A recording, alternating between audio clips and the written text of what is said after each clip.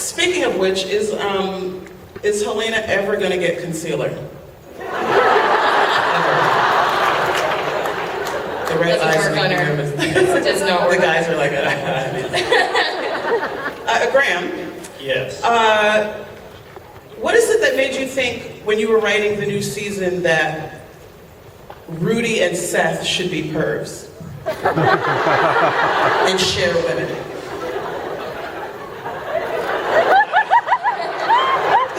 I didn't plan for that. Because they're really fun to kill then? Is there what? They're fun to kill then?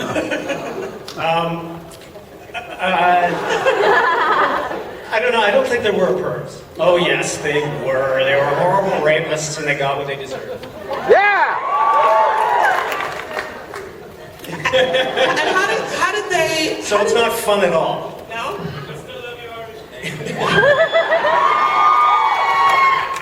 How did they find out the first time that their semen, we're all adults, right?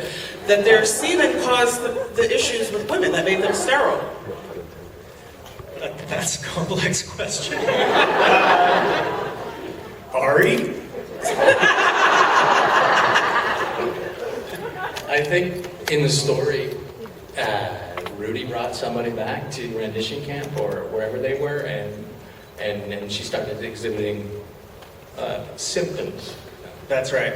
But Mark didn't know, which is interesting. Rudy knew, Mark didn't know. Mark's the only brother, I think, that's redeemable. Mm-hmm. Right. Mm-hmm. I mean, Parsons might have been, but who knows?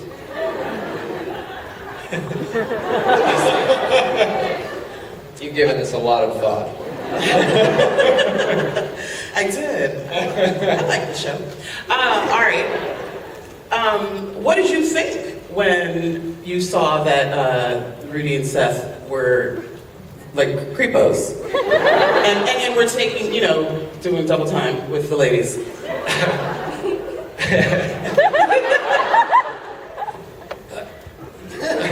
Careful. I just know, I know what not to expect and what to expect, and I'm always expecting the unexpected from these two, and so that scene was only fitting of their crazy heads. It's a clown show. So why not? The season was all about family, right? It was. But I also wanted to, I'm curious with regard to why it seemed like only Rudy and Seth claimed brotherhood. I didn't see it with obviously Mark wasn't with them as much, so you didn't get to see them together. But with Miller was militant, oddly enough, because he was always with the militant. But I didn't see that brotherly thing. Why did you choose to only have Rudy and Seth share the brotherhood? I think it came down to just time in the show. But Miller, trying to differentiate all these guys who grew up together was my challenge this season. And for me, what I decided Miller was he was trying to rise through the ranks of the military as best he could. So he was the most soldiery of them all. So he was less likely to act out. He was less likely to... Is anyone else hearing this weird echo? He was less likely to be familial, I guess. But you saw the relationship between Mark and Rudy, and just like a lot of families, there's a lot of animosity and things that need to be smoothed out. So. Rudy and Seth certainly had that brotherly love, but I think deep down the connection between Mark and Rudy was probably the strongest. It was, okay. I'll take it. So right now we're going to give you all a treat. More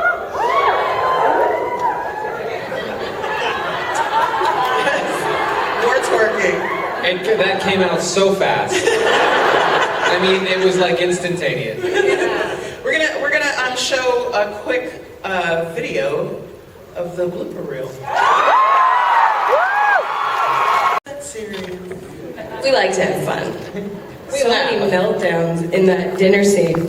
Oh my gosh. How long did that scene take? 3 days? 2 days? 2 days. That's it. Yeah. But like 18 hours of the day. Oh. Like we didn't, like we're shackled. There's chains. There were chains. There were chains. Dylan. Hey, Retta. Hi, Dylan. What was your reaction when you read the script for episode 6? Certain agonies of the battlefield. All I thought, Retta, was going out like a boss. That's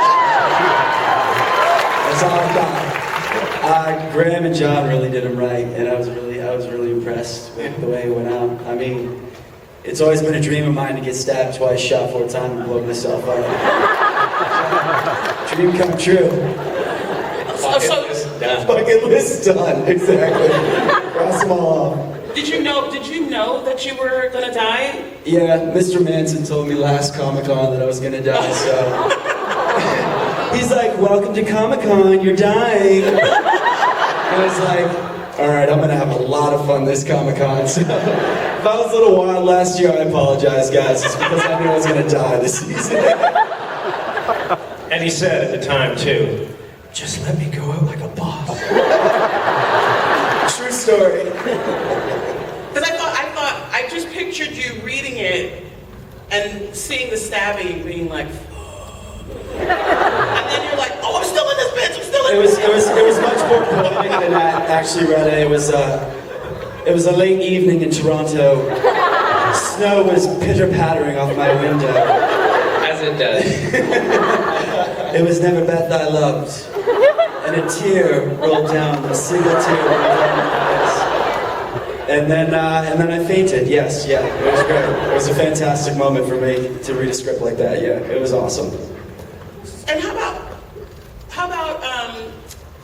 I kind of felt that Paul was kind of douchey. I mean, he was kind of douchey. That's when I always reference my mom when I come to these panels, and she goes, "You're kind of a douche." So you're not alone, Retta, but the douchiness was definitely thrown out the door, and he redeemed himself as a true gentleman, scholar, hero. I don't know. What else? Do you guys have any other words for me? Boss. Like a mouse. So I thought it was interesting when he says to Sarah that it wasn't Beth I loved. You know It what? was never Beth. The answer was it was never Beth that I loved. And I was kind of surprised to hear that. I don't know if, should I have known that? Yeah, because Sarah rocked his world. And I mean that in the most G-rated fashion, guys. I mean, come on. Serious. Get your minds out of the gutter. They had tea. This is BBC America. It was that same episode where we got to see Donnie in his blue tighty whities. And he showed us that his hips don't lie. I am the Canadian Shakira, yes. So my question is, was blue your choice? We had 2 underwear fittings for that scene.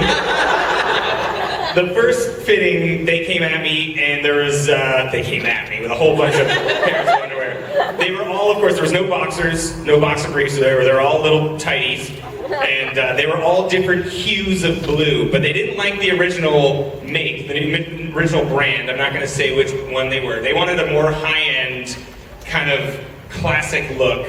So they went with, I think it was American Apparel that had like the white piping. Right. And they chose the blue that really brought out my eyes. Donnie's a bit more of a badass in season 3, so...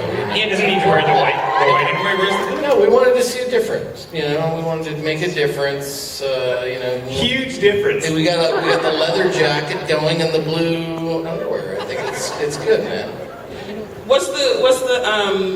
Was the twerking something that you wanted? Like, was it a weird thing? Like, you're like, Who wouldn't want a scene twerking on a bed full of money? Did you just? I I first found out about it when I read the script. Tat, what about you? I knew that it was potential after we'd been, I think, like you said, we were dancing at Comic-Con. Last Like, year, yeah. in a bar that nobody else was dancing in. Like idiots. And Yeah. John was like, That's definitely where it started, Tat. Was it? Yes, definitely where it started last summer. So thanks, Comic-Con. You brought that twerking scene. Basically a dream come true, though, for Yeah. sure. And I thought it was two things. I always forget that the show was shot in Canada. And so that scene reminded me, because I was like, what's that blue Monopoly money you're making it rain with? It's our Monopoly money. It took me a moment to be like, oh, that's right. But also, did you guys notice the glitter on Donnie's back? Were y'all making... Well, because Allison had all these like crafts that she added to wrapping up the money to give to the mafia.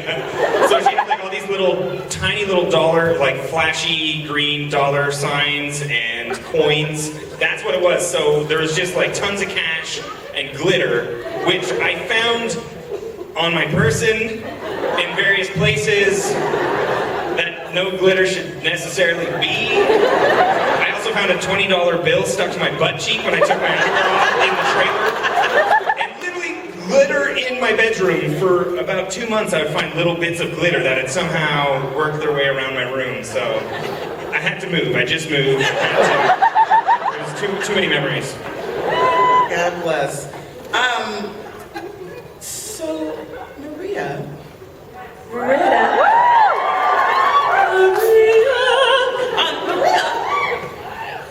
Thanks. Well, this is about singing, so I figured I was going to pump myself up a little bit. So, Maria, I feel like I knew that you sang. I feel like I knew that you sang. Were you in a band? I've been singing for years, yeah. I run a little independent record label and I do gigs all the time and release records with my husband. And they knew I was a singer, but then I did a gig in Toronto and they came and I don't really know what they thought before, but after the gig they were like, oh, you're a singer. So I guess it was a good gig, so that's kind of where the idea came from, to sing in the show. So you're used to performing in front of audiences. I know I always feel a little bit weird when I know my friends are in the audience. How was it performing in front of your castmates and crew? It was absolutely shocking. Yeah? It was excruciating. I'd rather play to 100,000 people in a field somewhere. It was terrible. It was just everyone was just right there, and it was, oh God, it was mad. Yeah, but it was great, and they were brilliant. They just kept looking up with a lot of love and going, "Go, Mom!" So that was really cool. It was fabulous. I was waiting for it. Thank you. I was like, I'm glad to see the softer side of Mrs. S. Because Mrs. S is always like about some shit. Let your hair down, girlfriend. So one of my favorite moments this season was when Felix goes to the salon. Steal Crystal's identity. Because I thought, one, I loved this. I loved everything about the scene. But I thought you were so sweet with her. You know, you were so sweet, and I love the connection. And I don't know if that's because you do so many scenes with Tatiana, and so you guys, it's probably easy. But I feel like I would be thrown every time she's wearing a new wig. But you were so sweet and so loving. Was it your choice to go butch and flirt a little bit, or was that just in the script? Well, Rena. Some of it was in the script, because there's a little bit of that, playful, flirtatious banter. But then, a lot of the times, Tat and I won't the dream is that you sit down to do something and you don't know 100... Oh, there's a dog down there? Oh my God. Hi, Bubs. What kind of dog is that? Oh, he's so cute. I know. Oh, guys, I say hi to dogs when I leave. That's what I do. I don't talk to the owners. I just talk to them. In any case, the dream is that you sit down to do. Oh man. The dream is that you sit down to do a scene and you don't know 100% what it's going to be. You don't know where the scene's going to go, and you hope that you're relaxed and open enough that it'll kind of play you. It'll take you in a direction maybe that you didn't even expect that the scene was going to go in. And Crystal is so sweet, and Crystal is so naive and so well-meaning, and it's impossible because Felix is so empathic for him to sit down with this girl when he knows he's about to do something really bad. I mean, he's conning her. He's taking her. Like, if I did that in life, I'd be arrested. I'd also get caught because I'm not him.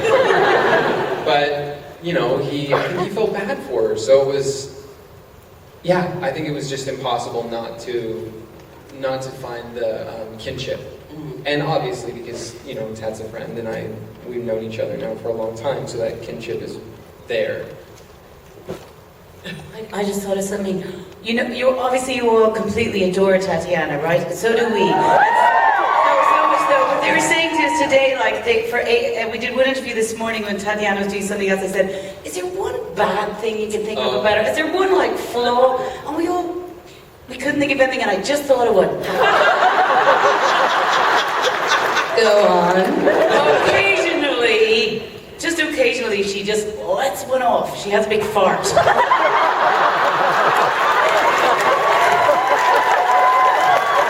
That is true. And I will tell everyone about it. Flaw is true of all of us. But I'm particularly proud, I think, of that. I don't see that as a flaw. I see that as I'm human. Right? Yeah. An enhancement. Of course it all. It's her eugenics. Working. Tatiana, I loved Crystal. Killing themselves down there like teenage boys. Farts are really About fun. farting, and now it's just now it's Come to my house. I loved Crystal. She was darling. She was so funny, but she was so sweet. And I wonder, whenever you see a new clone in the script, like, do you find out before the season starts, like, okay, we got 4 new ones coming in, so we're gonna need you to start practicing your Japanese accent. You know beforehand, is there a panic kind of thing, or you're at the point where you're like, all right, I'll figure it out. I'm really open to whatever they're going to throw at me, and it's always been different how the clones have kind of come out. We didn't know, I don't think we knew Crystal was going to be a thing until I was shooting the scene with Ari in the elevator and sort of dressed as Crystal, and I think she was just going to be like a one-off sort of deal. And then I was really into the Kroll show at the time, and was so obsessed with like publicity. And so I was just walking around doing that voice and just trying to be Jenny Slate. And they were like, oh, that's cool, let's make that into a character. So she sort of came out of a joke and out of like a kind of, caricature. But the fun thing was trying to find her humanity and try to, bring her to the ground a little bit more. And she's definitely somebody who I would have judged from the outside as being a certain, you know what I mean? I would have, thought she was something that she probably isn't. So it was fun to kind of dig into that. And going back to that question before, wasn't Crystal originally the woman that they found out that the caster clones were poisoning? Wasn't it through that character? And then things changed? Well, we saw Crystal in episode 1. Yeah. Get on the And it wasn't originally finding out, we introduced her and then finding out that she was the one that was poisoned, and then the story went from there. Yeah, that's the first time they saw it, but there was the other, what was the other character, John, at the beginning of your episode? Was it Patty? Anyways, we digress. Patty? Yeah. Patty? Is that her name? Hello? The thing about Crystal is that when we did that scene that was MOS, like that scene in the elevator, there was no sound on that in the very first episode. And John was like, and you were doing that voice. Tat was doing the voice, so we had heard the voice, and John was like, we have to use her. We have to use her. That's We have great, to use because her. I shot the We have to use her. elevator, that little elevator piece, right? It was just a POV from a security camera in an elevator with you, shooting you guys making out in the elevator, and then I went home to Graham the next day and was like, okay, this girl has to live. Can't kill this girl has to live. I'm glad she lived. I like her. What do you draw from? What did you? I'm sure you get asked this all the time about your different clones. So I'll ask about Crystal. Who do you? Well, you just told me. Never mind. I'm sorry. Jenny Slate. Jenny Slater.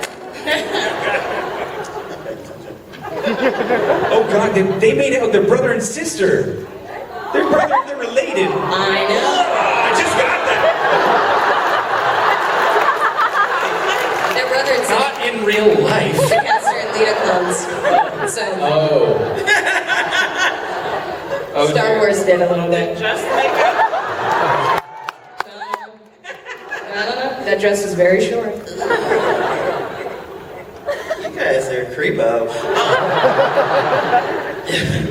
So in a show with clones, I feel like the audience, one of the favorite things I know for me and the audience in general is that whole Parent Trap thing where someone's always pretending to be the other to cover whatever. That's my favorite thing. And Helena is terrible at it. my favorite It's part my of the skills. the whole list season, that was it. I was in tears. I was like, how are they not seeing that this is a different trick? She doesn't have concealer. And you did it. You did it with. You were playing. You're everyone. Sarah played Rachel. Allison played Sarah, which is the beginning of that scene is my favorite. She says, which is like, hold on, holy doodle, here we go. Oh, Allison takes it deep. But my question, Allison playing Sarah did the English accent.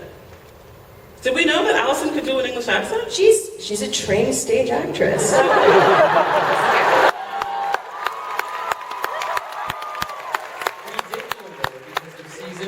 Episode No, for 4. Christ's sake, this is what I was. Greta, come on. I was like, how you gonna be modern? I can't remember shit. What? So what happened for season one? She played Allison, Remember played Sarah. Felix comes over and does a makeover. He's always doing makeovers. Yeah. He's training her and she's like, the Rhine in Spain. And he's like, something about Eliza Doolittle. I don't remember the line. That's a lie. I do So remember. she's honed it since then. Yeah. Okay. Oh yeah. Glendale Community Theater, guys. But I also enjoyed when Cosima was covering for Allison. He's also terrible at it. Because Cosima's not an actor. She's not a manipulator. She's just like, I love science. Like, why are you making me do this? She says, as a lesbian, support her. Which leads me to ask John and Graham, Orphan Black is a very LGBT positive show.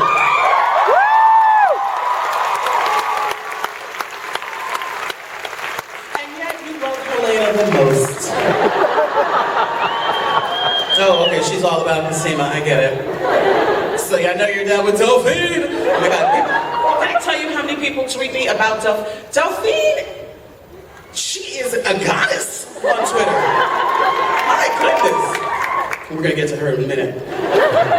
So, gentlemen, was it a calculated move to make it such an LGBT positive, open, diverse world? I think so, right from the beginning. Felix was one of the first characters that we kind of developed, other than Sarah, together. And right from the beginning, he was the gay stepbrother, right? That's that's what we always sort of imagined. And the character sort of developed from many conversations and from various friends that we have. and I don't know. I don't know that we went out. We stepped out to make that. I think we just wanted to make an exciting, thrilling show with characters that you really cared about, and it just kind of became this. I don't know. Yeah, well, when we cast these great people and we get a little deeper into the season, we really decided that we wanted to explore sexuality. It works with all the themes of cloning and et cetera. And but we very purposely did not want to put it at the forefront, put anybody's sexuality at the forefront. It's no more important than anything else about any of the other characters on our show.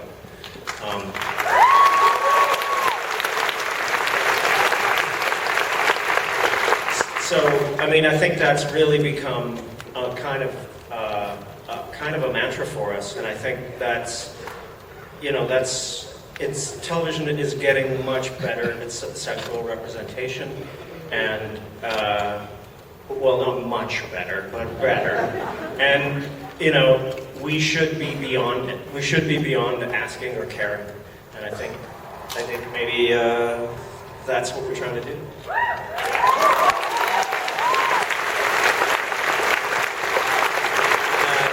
I have 1,000 more questions, and I mean, I know we all want to know, is dopamine good? Okay, you don't have to answer that. Does Emily Brochu have a contract for next season? Nobody's safe. Nobody's safe. Copy that. But she's Orphan Black Dead.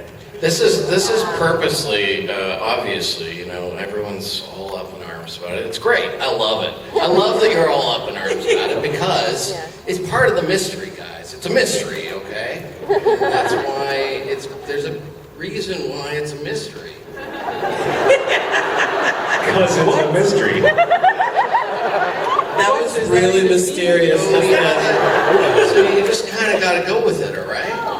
Please. Well, the thing is, it's a mystery. though, in keeping with what you said, Graham, because we're not treating any element of a person's personality as weightier than another, and that includes sexuality, that it's equally as important as anything else about the person.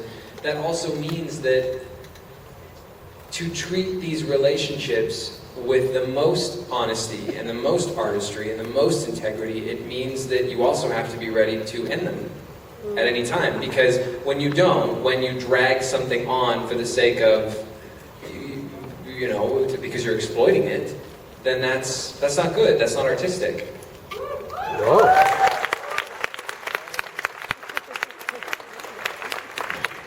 The world still wants Delphine back. All right, so I'm gone longer than I'm supposed to. We're supposed to take questions from the audience now. Sweet. So let's do that. I believe they're going to put some lights up a little more. Hi, thank you all for being here. This show is absolutely Wow. amazing. So many of you.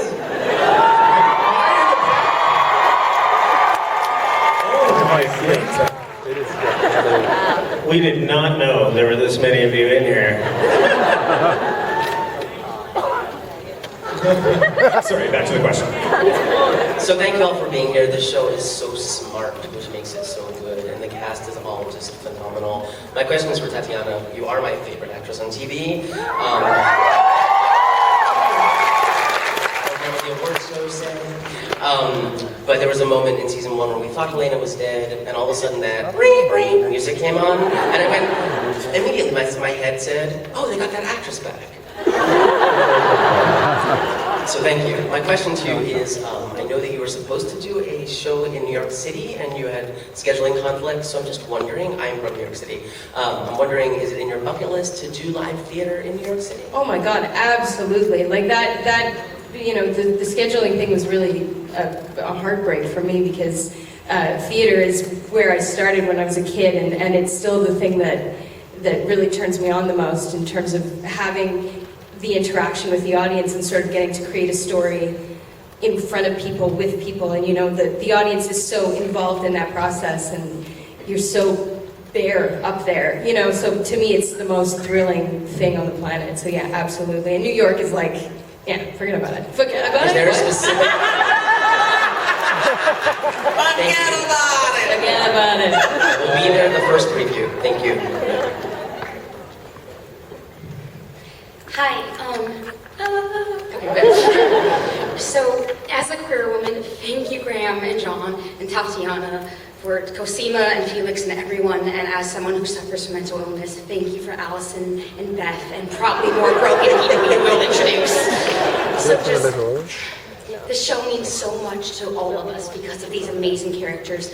And I was wondering, what kind of amazing fan interactions have you had? I know there was a girl last year who broke down about Cosima and just. Thank you. I just wanted to say we have Orphan Black's #1 fan, very special fan in the house today, Damien, who's joining us today, who we got to meet backstage. So can everybody give it up for Damien real quick? Damien's over here. #1 fan in the crowd. And Selena, she's broken too. I feel like Comic-Con's the most amazing venue for just breaking that wall between, we're doing something in a studio in Toronto 6 months ago in the dark. And then now we get to see the people who watch the show, and it's every Comic-Con is the most amazing fan experience for me.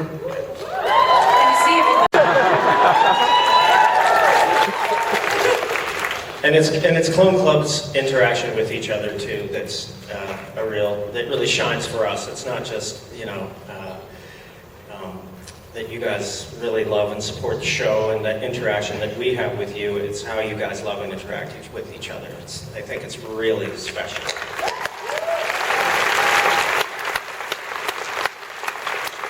Who's next? Hello. My name is Erin. I'm one of the admins of the Facebook Clone Club. Oh, hey. And I'm supposed to wave to you from the 4th row about my tattoo. Oh, there it is. Check out that tattoo, everybody. It's so awesome. It's the... You can come by and I'll sign autographs for you. My main question was going to be about Kofi, but I think you guys kind of handled it. I just kind of wanted to know if there was hope going into season 4 and 5. But Sammy, my co-admin on Facebook, wants to know if there's going to be a prequel with the European clones and the story before Katya. I know Tatiana must really want to do that. Oh my God, absolutely. That'd be amazing. And thank you very much. Can we shoot it in Europe? We've kind of always talked about Helena's backstory a lot. I've always wanted to see her put out the eyes of the nun. Of Sister Olga, while listening to Sugar Sugar. But we are doing, with our comic book series, because we have a comic book for some crazy reason, we're going to do a comic book series in the fall that's about Helsinki. So that's our next little project that we're going to do in the fall. And that's kind of like I kind of think it's because it's set when the clones are 17. So it's kind of like Clone Breakfast Club. The Finnish Clone Breakfast Club. With a kind of sick, tragic ending. It'll be great. Trust me. Can I play Emilio Estevez? Who are you going to play, Christian? I'm gonna be the guy who's the rocker. He's the badass. Sweet. Yeah. Who's a Anthony Finnish Michael person. Hall? Who's Anthony Michael Hall?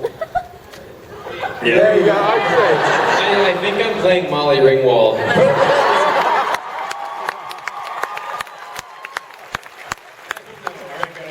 Finnish accents. I can't wait. It's one of my favorite movies. I'm here on behalf of your Brazilian fans. The show is a huge success in Brazil. And Clone Club Brazil, shout out. Hi. Shout out to Brazil. Tatiana, you deserve an Emmy, but this is old news, right? So my question is, you probably love all your clones, as we all do, but which one would you miss the most if Scott? It's a really hard question. Does not like that question. Disagrees. I want to say Allison. I think Allison. I mean, all of them, but she's the one who's popping into my head right now. Hi, I'm a big fan, and I just wanted to know what everyone's, the funniest scene that they were either working on or saw for everybody, what your favorite scene was. Funniest. This season? All of them. All of the seasons. Cool. I thought Gracie dancing was pretty great. Oh, that was really That was amazing. Yeah. It was a fun night. My favorite, though, was Beth and Sarah in the kitchen in episode 6 of this year. It was so... Oh, what's the word? It's one of my favorite words. Ethereal. Like, just kind of hovering on the precipice of supernatural. It was really cool. I loved it. Style, like, the aesthetic, your work was ridiculous. Because you've never really explored Beth that much. That was the first time that you got to actually have her interacting with someone. I thought that And it's kind of Sarah's version of her as well. Yes, what she It's imagined. sort of the idealized version of Beth. As we do a lot in the show. I love that. I really loved it. I mean, although it sounds slightly cruel to say it, so I'm not being cruel, but when we did the clone dinner party for season 3 at the very end, and it took us all 2 days, and really like 18 hours each day, everyone was really just kind of hallucinating by the end of it. And Tatiana had to eat this food, because Helena loves to eat so much. She would eat this food all the time, and by the end of the second day, she actually just almost kind of exploded in front of us, and she just was just like, and she started crying, and the food was flying out of her mouth, and they wouldn't, John was just like, I'm not stopping, I'm not saying stop. So we all had to join in and start trying to comfort her, and I was saying, no, it's just because you're pregnant, it's your hormones. And they just kept filming, and she was crying, and the food was going, and do you remember? And we were laughing, and then everyone was making up lines. It was just, I'll just never forget it. I'd never forget it. It's because John kept telling me to put more sugar on my food. So there was like a stack of white sugar on this broccoli, and I was eating it like full on. I was so messed up. Yeah, and then not say cut. Just don't say cut. Just keep filming. Yeah. Because that little clip that we saw in the bloopers, that was like about 1 second. Yeah, literally that's like about a 3-minute take of just you laughing and crying. And crying. I think the long version is actually going to go up online, if I'm not mistaken. Great. It's really worth seeing. Oh my God. All of me. That's great. I love it. I loved eating Poopak. Personally, that was one of my personal favorites. Just saying, I liked it. I still like Cosima and Sarah lie in bed and talk about Buckminster Fuller. It's still one of my favorite scenes. Really quiet, really beautiful, and the digital effects are really simple but complex. You directed that, did you? Yeah. I did. Yes. Well done. Thank you. I think my favorite thing that I saw, one of my favorite things was Helena dresses Allison in the little viewfinder, and she's just like all weird bug-eyed lens. Oh my god, so cute, so adorable. That is many of Twitter people's avatar right now. That picture, that weird, distorted picture of What do they call that? Fisheye? Yeah. Fisheye. Do you guys remember back in season 2 where Hendrik and Mark were artificially inseminating a cow? On Peter Outerbrich's close-up, we were doing a scene, and all of a sudden the cow started to make this weird noise. And I don't know if it ever made it into outtakes, it really should, but I just saw this sort of quick panic in his eye, and he stepped to the side as the cow's tail went up and just unloaded on the ground. And then after the cow stopped, he stepped back in and finished the scene. He was a consummate professional. What a pro. I legitimately laughed out loud when Donnie did donuts in the parking lot and got out of the car, and that music was like scrambled, was like, wee! And he gets out, he's like, did you see that? And So wild in that car. All I did was just drive up and stop. it was amazing. And I have a request of you right now, Christian Brune. Can you get up and just turn around in circles and tell everyone, did you see that? Just do it. Just do it. Yeah! Did you see that? Yeah.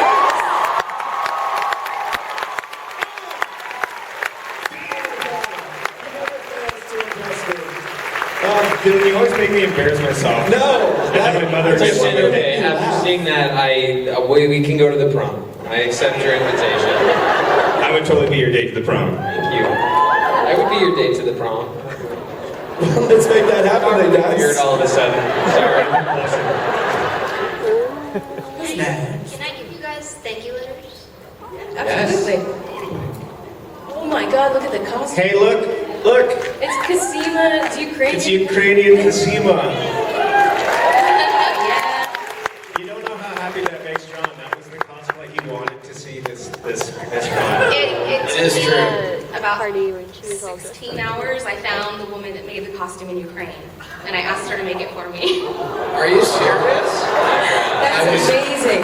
This was a costume I was dying to see here at Comic-Con, so fantastic.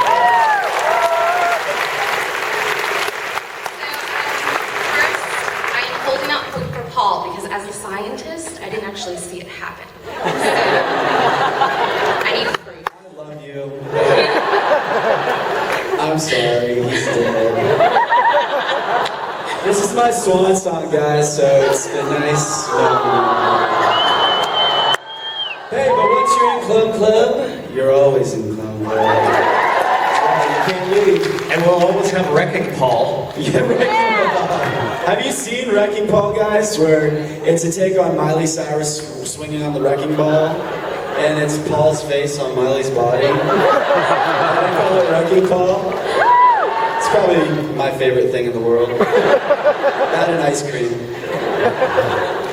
So my question is about Kira. So you gave us a little nugget in season 1, but Kira is special. She heals fairly quickly. And then in season 3-2, we find out that just by a little bit of her tooth, we're assuming, she was able to make Cosima better for a longer period of time.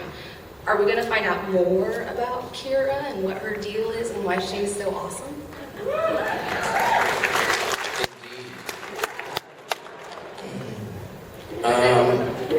Well, Kira is obviously a really important element in the big picture of our story. So it's been, for us, that's been the slow burn and a slow part of the mystery. And we have definite designs to play out more and get more answers about that particular question in season 4. So just I can say that, right? Yeah, we can say that for sure.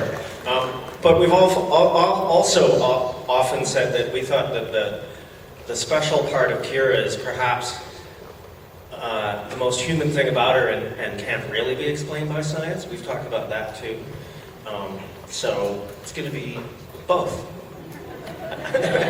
Spoken like a scientist. Okay, right? One more. Holy slip-covered Chesterfields. My legs are asleep. Okay. Hi, Allison. It's Allison falling. Oh, she just fell off the stage. This is an Allison we recognize from last year. And she's back. Hello.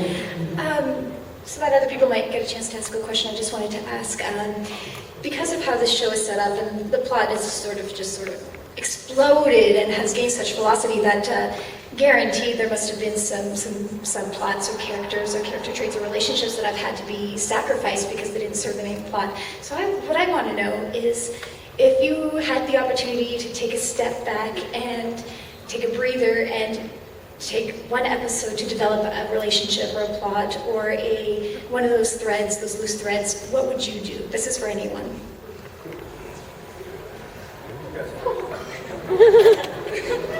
I'd love to do some more work with Alison Steadman, who's Kendall Malone, Mrs. S's mother. She's just such an extraordinary actress, and it would just be amazing to have more understanding of that and more chance to work with her. It's a bit selfish, but sorry. Mine's selfish too. I want Tony back. And I would love to explore that.